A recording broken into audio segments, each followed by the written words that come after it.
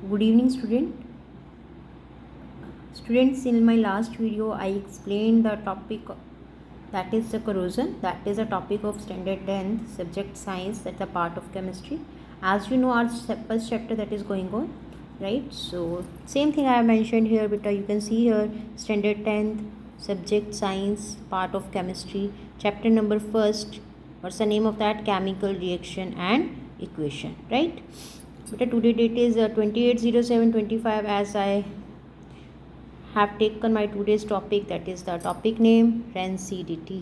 Okay, so today I'm going to explain this rancidity. बेटा मैंने last video में corrosion explain किया था. क्रोजन हमारा कहाँ से आया था बेटा? That will come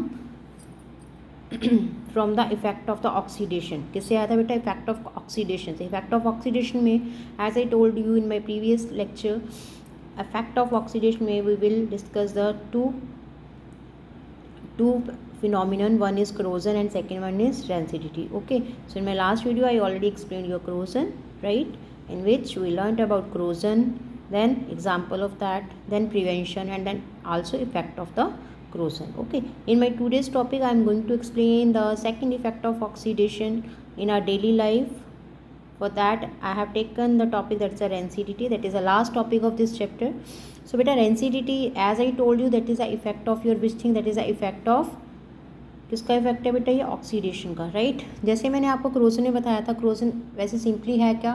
that is the oxidation of a metal, right. Due to that there will be a deterioration of the metal is going to take place. उसको हम क्रोजन बोलते थे, right. Same like that rancidity की बात करें, that is also a बेटा, इसको भी आप बोल सकते हो, this is also a oxidation of food. Simply आप बोलेंगे what is that? Oxidation of food.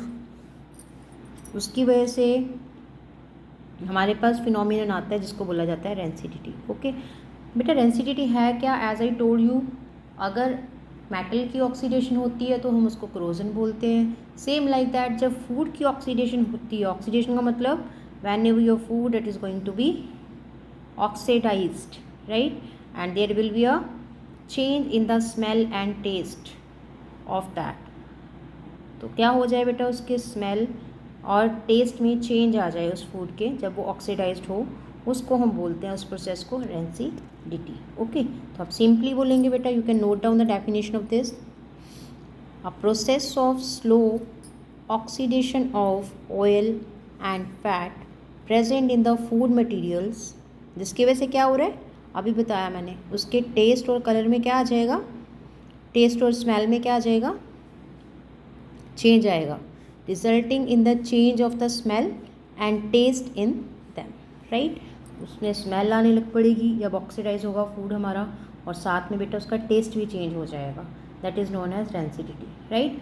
बेटा डेली लाइफ में आपने देखा होगा, जब हम समर सीज़न की बात करें तो आपने अगर हम खाना बनाते हैं और उसको हम इवनिंग टाइम में देखते हैं आफ्टर 4 और 5 hours, then you can see due to the more temperature our cooked food that is going to be oxidise. वो क्या हो जा रहा होता है? ऑक्सीडाइज हो रहा है. That's why there will be a change of the smell and taste in that cooked food. उसमें क्या हो जाता है बेटा?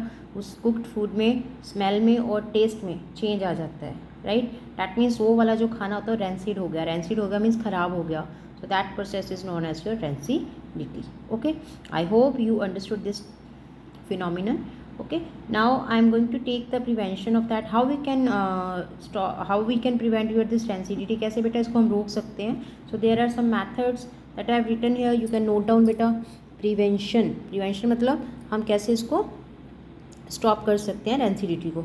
सो method to prevent the rancidity, first method देखिए बेटा, comes on the first one, keeping food material in air tight container. सबसे पहले अगर आप कोई भी फूड मटेरियल है उसको एयर टाइट कंटेनर में रख देंगे, then we can prevent the rancidity. तो हम क्या कर सकते हैं बेटा? उसको रेंसिड होने से बचा सकते हैं उस फूड मटेरियल को. क्यों? क्योंकि उसमें बेटा एयर ही क्या नहीं हो रही, एयर उसमें पास ही नहीं हो रही है. जब एयर पास ही नहीं होगी तो वो एयर मतलब ऑक्सीजन के साथ रिएक्ट ही नहीं करेगा, वो ऑक्सीडाइज ही नहीं हो पाएगा. So in that way we can prevent that food material. Okay, so first है बेटा keeping food material in air tight container. Okay, come on the second point, refrigeration of cooked food. आपने देखा होगा हम गर्मियों में मोस्टली रेफ्रिजरेशन फ्रिज में रख देते हैं अपना बना हुआ खाना, क्यों? ताकि वो ख़राब ना हो, क्योंकि बाहर रखेंगे बेटा तो क्या हो जाएगा, वो ऑक्सीडाइज्ड हो जाएगा, so that there will be a change of its smell and taste. Okay, that means that will be rancid.